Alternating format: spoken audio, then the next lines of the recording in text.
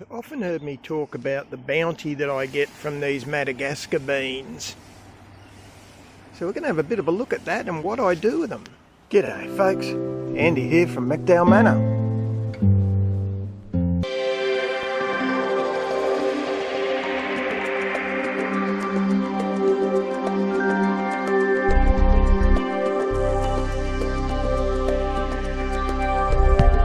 So as you can see, we don't exactly have a bean shortage. Now these are dried. So once I re-soak the beans, they'll in fact swell up to at least double that size. So they're quite a big bean, the Madagascar. And that's what we're going to do. We're going to leave them sit for a while in some, I might even use boiling water. And then when I'm going to go out this afternoon, it's just after lunchtime now, and when we get back, I'll cook the beans up and we're going to make falafels today. So that's a bit more than a cup of beans, and I've just covered them in boiling water. You can actually see the bubbles. That's where they're already starting to hydrate. Now the reason I'm not so worried, normally you'd leave this overnight, but I'm going to do the bulk of the cooking of these things in a pressure cooker, which means I really don't have to worry that much about rehydrating them because the pressure cooker will achieve that for me. That's the difference. That's the dehydrated, that's the rehydrated. You can see I've thrown them in. That noise you can hear is the kettle.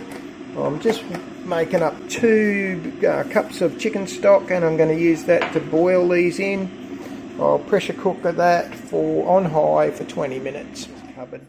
Just barely covered in stock. Away it goes. I've set that for 20 minutes on high pressure cooker. So I'm going to drain the stock off. That'll be wasted now. I'm going to mash probably 2/3 of these, fairly finely mashed, and about 1/3 I'm just going to break up roughly with a fork. That way we keep some texture. That mash mix, you can see there's still quite a bit of texture in there.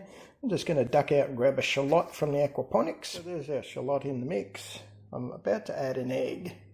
Now depending on how wet that actually ends up will depend on how much self-raising flour I use in there.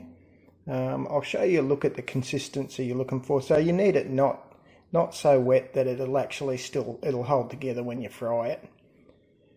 And there's the spices I'm going to use. So a good pinch of turmeric, coriander, cumin, garlic powder and smoked paprika.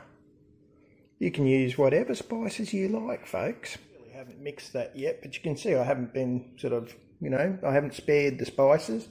And I'm also going to add some salt, of course. The final pre-cooked product looks like.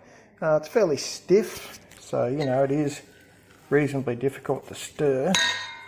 We're going to shape that into little balls and shallow fry them. See, I've flipped those. They need to be sort of crispy on the outside and hopefully still pretty soft on the inside. Fairly crispy, which is exactly what I wanted. I'm just looking to try and steal a little bit of one without the family seeing. And we'll give that a try. Can you hear that? That's fairly crisp. That is indeed fairly crispy. I think I went a little bit light on the spice. It's good, but it's not up to my normal falafel standard, which is highly spicy. Of course, you can do anything you want with this, folks. You can add, chili powder, all sorts of stuff. Feel free to experiment. Go crazy with it. I do. Love it. All right, thanks for watching. Feel free to hit the subscribe button, and if you bash the little bell icon, you'll get an email whenever I post something new. All right, uru.